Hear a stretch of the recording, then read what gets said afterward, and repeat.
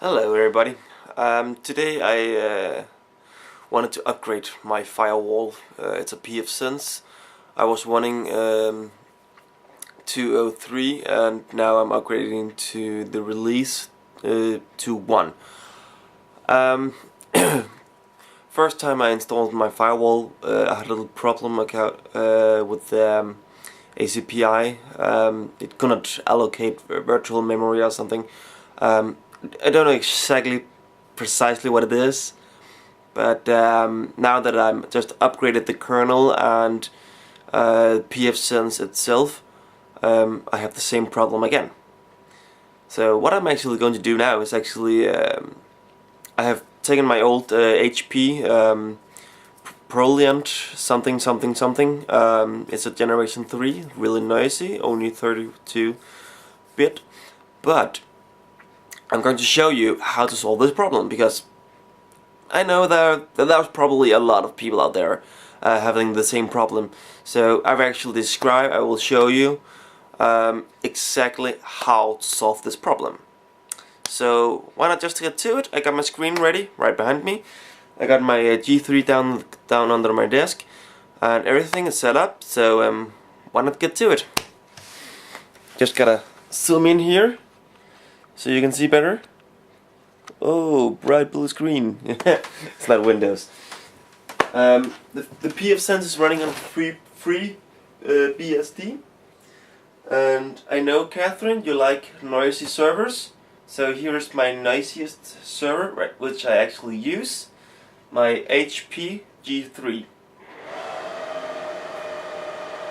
Yeah.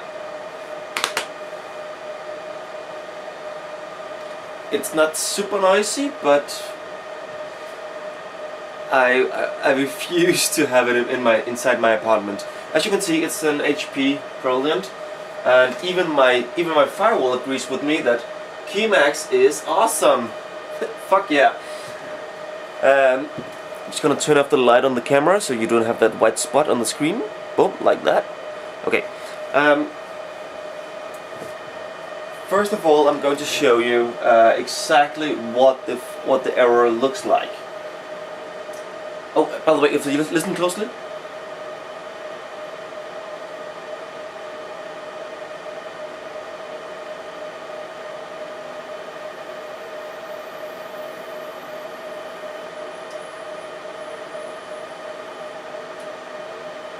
Could you hear that high pitch tone? If you could. That's actually 15,000 RPM disk spinning up. Really awesome. My firewall is not, it's probably the fastest actually an IO based server I got. It contains with 4, oh god, focus, oh yeah, it contains four 15,000 disks in a RAID 10. That's actually spanning and mirror in the same. It's really awesome, really fast. The processor is two physical CPUs. Oh, and here is the error. Actually, here you see, if you watch here, panic pmap dev could not allocate kernel virtual memory. CPU ID 0 into panic. Okay, so what I'm going to show now is actually how to solve this. It's not that difficult actually.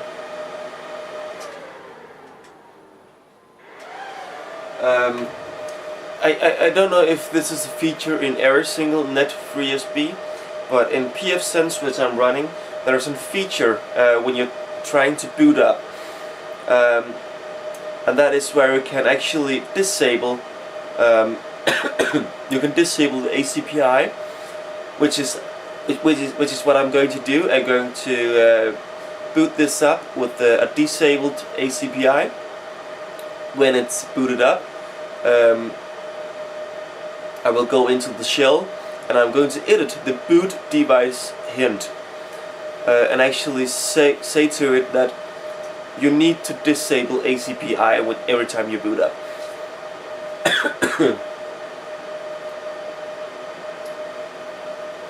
Now we're just gonna spin up. Oh, that was that high pitch tone again.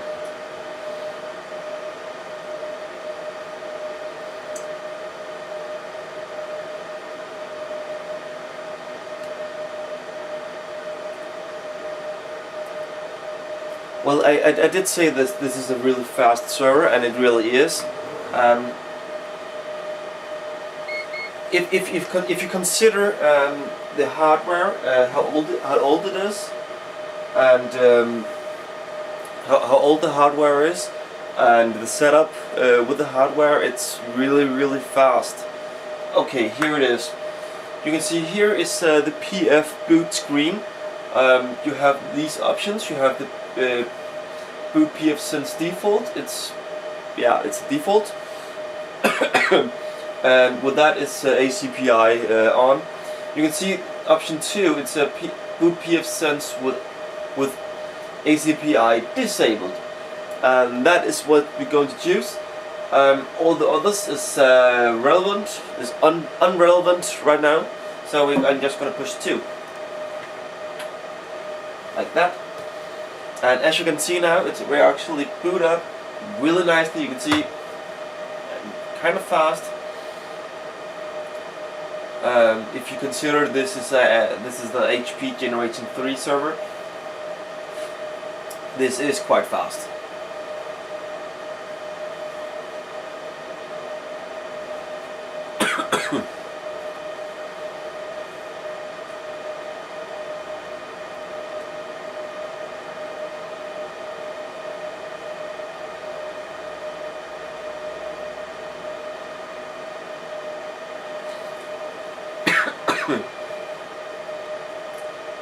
Okay, there he is.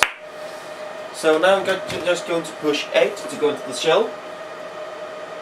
8 and enter.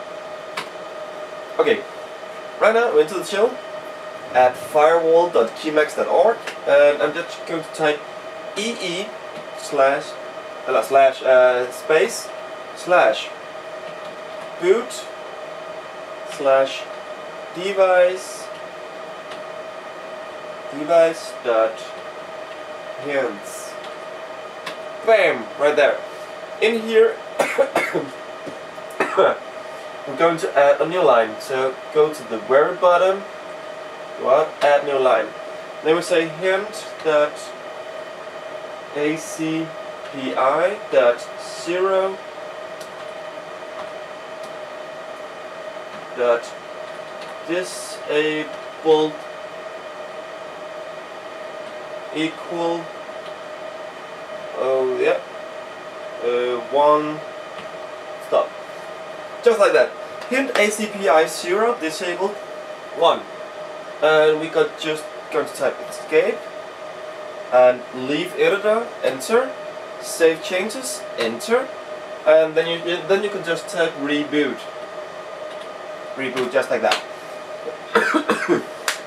And the whole system will now reboot, and I won't be touching anything, and you will see that just because we actually added this line, this disable ACPI line to the device hints,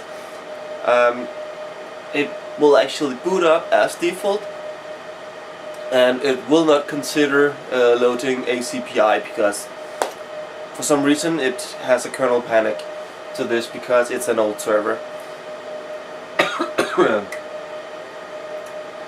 Sorry, I'm not used to speak English, so every time I speak a lot of English, my throat gets a little bit yeah, I know, I don't really know what's it called, but it's not the best thing I can do for my throat. And yes, I'm a pig. Come on. Boot. And there was a clear tone for the boot to begin.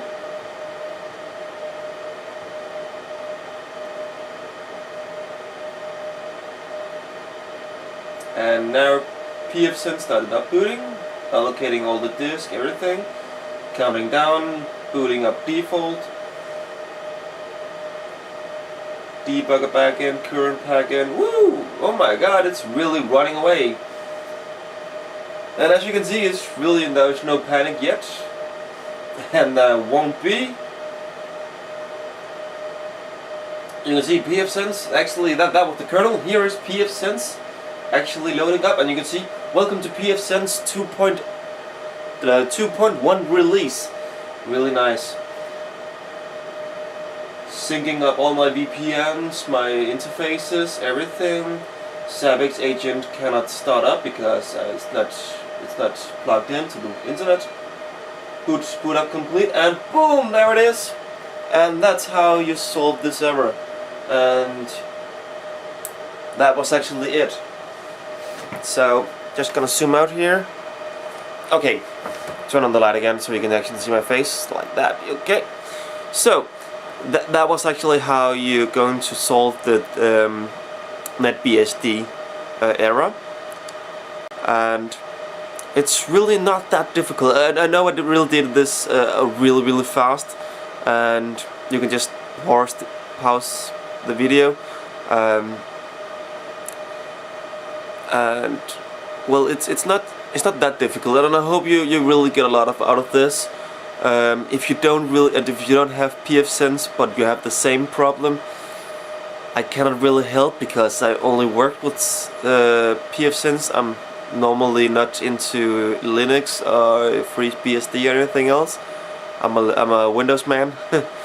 But every time I get a problem, I will research it, and I will look into it, and I will find the solution.